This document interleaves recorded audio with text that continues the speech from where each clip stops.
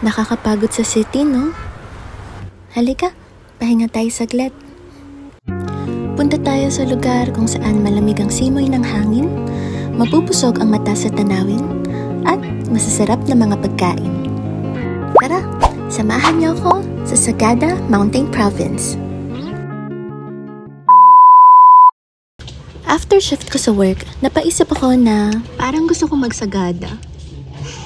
Kaya naman, nag-impake na ako at pumunta sa Codalines Terminal. Commute guide will be posted on another video. Travel time is 11 hours with 3 stopovers. And then umalis kami sa terminal ng 9:30 p.m. Tulog muna tayo. And after 11 hours na biyahe, nandito na ako sa Sagada. Dumating kami ng 8:23 a.m. at pumunta muna ako sa accommodation ko para mag-iwan ng gamit.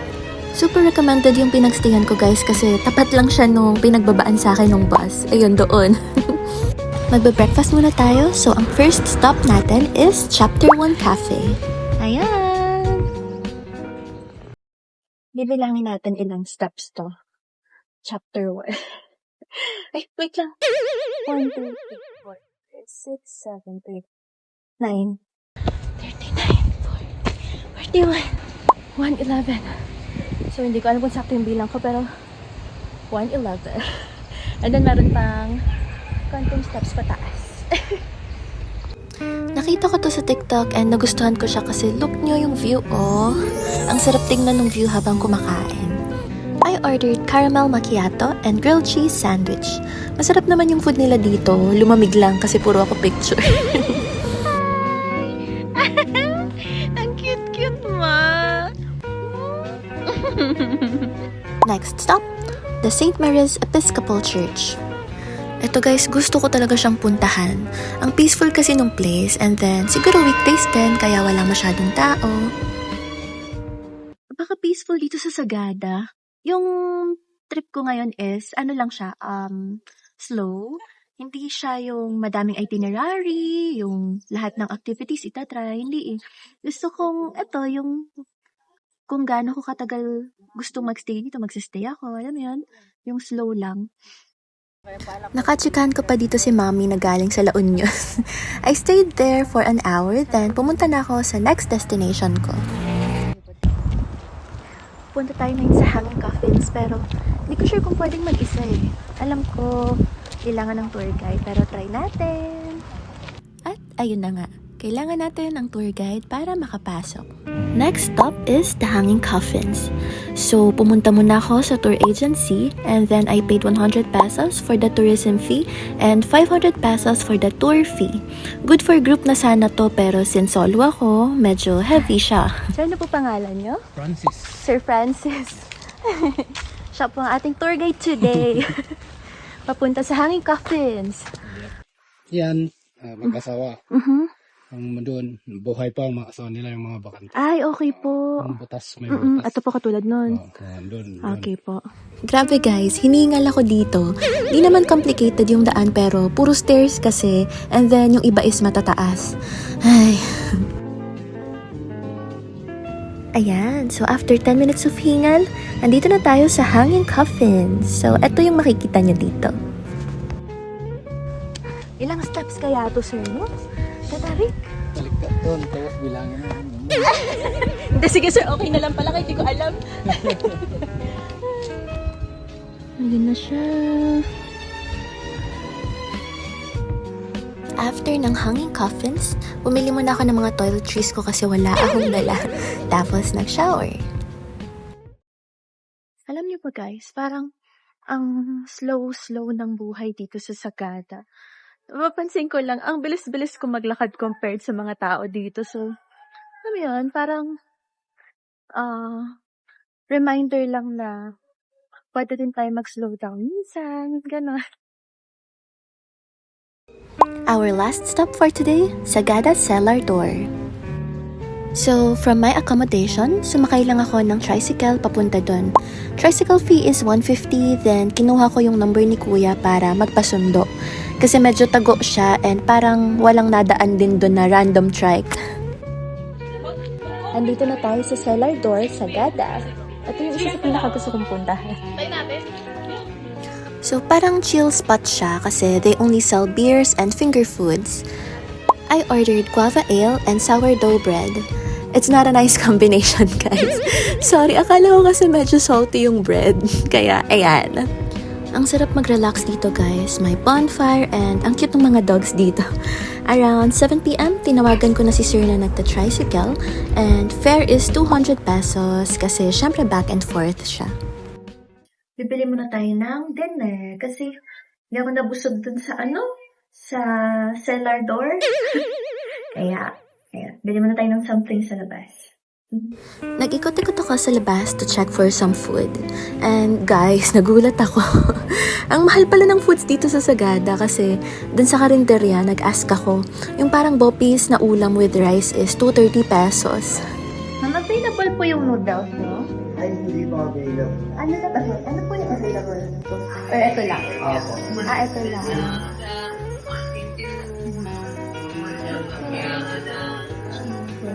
Bukas na akong nag-lunch Wala pong something na pansit ganun. Ay, 230 po yun. Kaya po. 230 din. Ay, dinubira? Sige, dalawang chicken na lang po. Okay? Wala po kayong gulay, sir, no? Wala pong gulay? Since hindi naman ako nagra-rice, bumili na lang ako ng 2 drumstick chicken worth 100 pesos tapos may free coffee naman sa accommodation. So, tipid hacks! Ang sarap magmuni-muni lang dito. Yung habang kumakain ka, ino-observe mo lang yung buhay dito sa Sagada. Super worth it. Tapos na ang ating first day. So, magla-lights off na tayo. Night! Eme! Ayan, first day natin, super chill lang, which is yun naman talaga yung plan ko. Gusto ko lang mag-rest. Alam mo yun, parang i-immerse mo lang yung sarili mo dito sa lugar. Hindi siya yung super ma-activities or what. Ayun, happy naman ako. So, may tomorrow pa tayo. Bukas wala din akong plano. Iniisip ko weaving, Sagada weaving, and then yung pottery. Pero, di ko pa din sure. Ano pa bang pupuntahan ko? Ayoko kasi mag Marlboro Hill kasi ilan lang yung dala kong damit. Wala akong pang like, ano pa ba? Ano pa bang puntahan sa Sagada? Upside, yun, sinuggest nung driver kanina ng tricycle, yung upside down house. Kung malapit yun, pupuntahan ko yun. Ano pa ba? Hala na. Good night. Bukas ulit. Lights off na tayo. Gumising ako ng 5 a.m. kasi gusto kong sulitin yung remaining time ko. Good morning. Magpapakalokan muna tayo ngayon. Currently, it's 6 a.m. and then maglalakad-lakad muna tayo sa labas.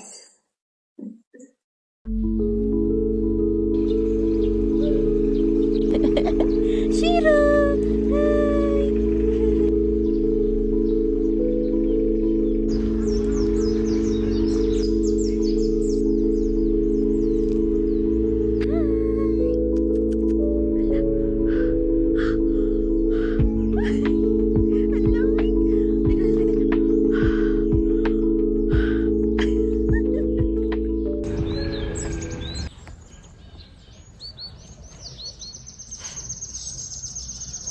Someday, madadala ko din yung family ko dito.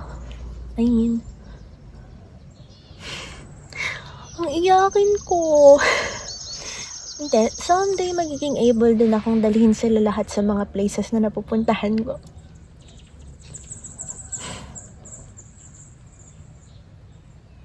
Hala, ang iyakin ko.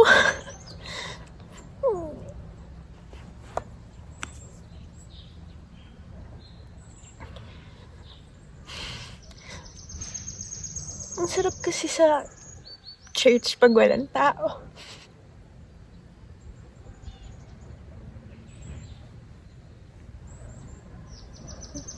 Ang sarap magsumbong.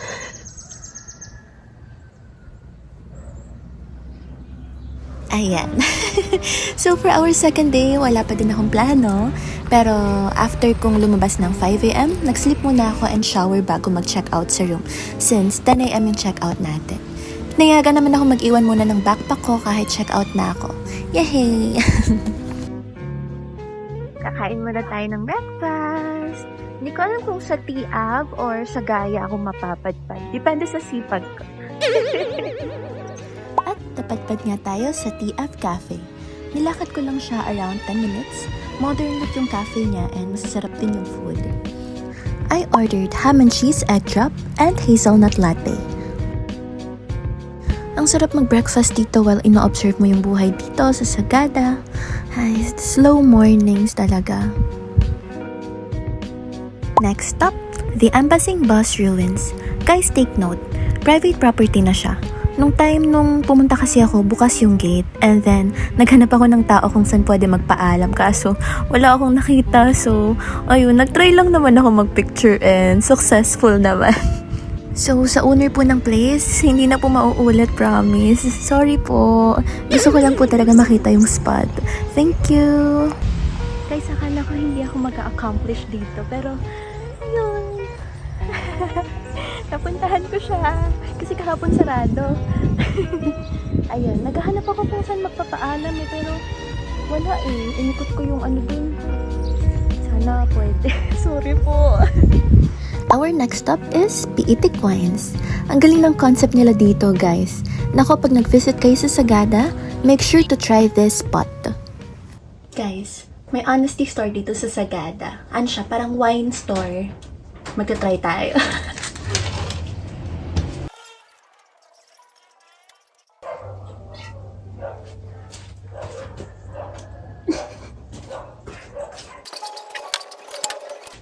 Half shot. Mamaya tayo magbabayad. Hindi ko mapakita yan. To pay? To pay.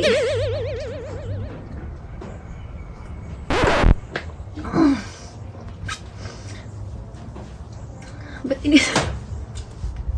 Sarap naman. Sarap. Isa pa. Try pa tayo iba. Naku, malalasing ako dito sa Sagada. Bye.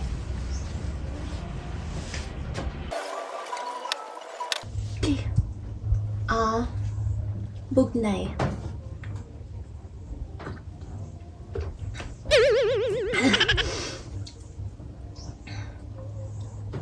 Tamis.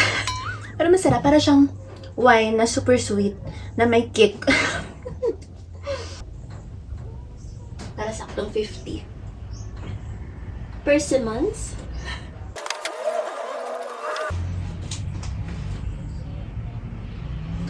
Baka mahilo-hilo na ako.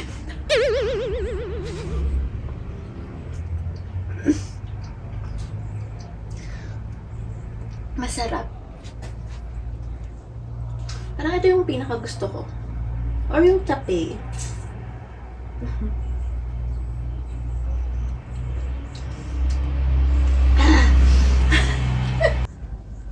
Ito Baguio to eh. Bigay ni Shane. Thank you, Shane. Ito tayo ng 50. Then, doon yung payment.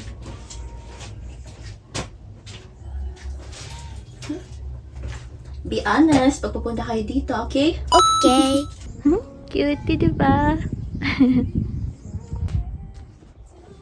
Thank you, sir. Ay, dito pa rin. Siyempre yung daan ko yan. Next, let's try the yogurt at the Yogurt House.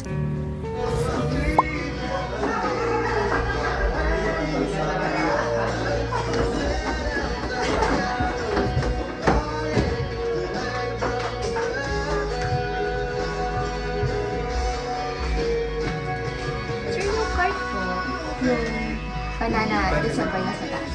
Sa po ate. Yes po. Thank you. Saan ka po sa taas po ate? May puwan po tayo sa taas. Parang ngayon po eh. Same lang. Mas mahangin sa taas. Ah, sige po. Doon na lang po. Sige po. Ngayon na po yung payment, sir, no? Yan na. Pwede naman. Isang BGS.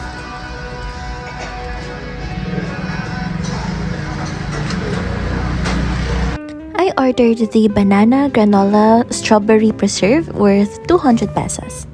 Try na natin ang yogurt.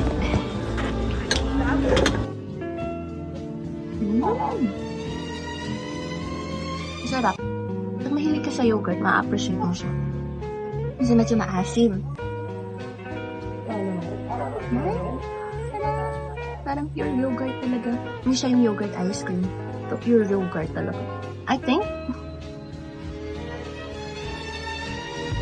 After ng yogurt house, bibili na tayo ng pasalubong, mga keychain.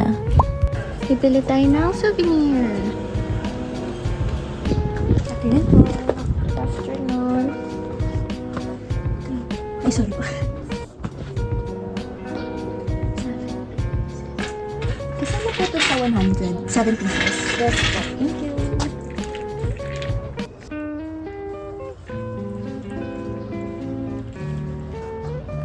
Ang mura ng keychain nila, 7 pieces for 100. Ito 3 each. 6 for 100. Diba? Meron din silang mga coffee. Our last stop, Sagada Pottery. So, from the center, nag-tricycle ako. Fare is only 25 pesos. Ang nice din ng place and pang artworks dito. Gusto ko sana itry yung paggawa kaso medyo expensive if solo. So, nagtingin-tingin na lang ako ng mga artworks and ayan, nag-pictorial sa labas. Ayun, bali, di na tayo nag-try nung pottery kasi ayun nga, 300 yung demo and then 100 yung ikaw yung gagawa mismo. Kung solo siya, medyo heavy. Though, carry naman, pero 300, total 400. Tapos hindi ko mauuwi yung base. Okay to kung group siguro kayo. Di na ako nag-tricycle pababa kasi madali naman and super nice ng decision ko. Pababa na tayo and then pasakay na tayo ng bus. Uwi na. Iwan ako ng note kasi iniwan ko kanina yung bag kong brown. Yan, para lang aware sila kasi wala akong contact sa kanila eh. So, uwi na tayo. Dito ulit yung sakayan ng bus, Pakubaw. Tapat lang siya nung court. And yung sasakyan kong bus ay dumating around 2 p.m. Hindi niya ako iniwan. Hindi niya ako iniwan. Thank you. Tamat po at hindi niya ako kanina. Takot na po ako. Sir, baka hindi ako makauwi. Then, 3 p.m., bumiyahin na kami pabalik ng Manila. Kitang-kita yung ganda ng Mountain Province kahit saang side ng bus. Nag-stop over kami dito sa bilihan ng gulay and guys, ang mura. Ang lamig pa. So, make sure to buy at ipasalubong sa parents.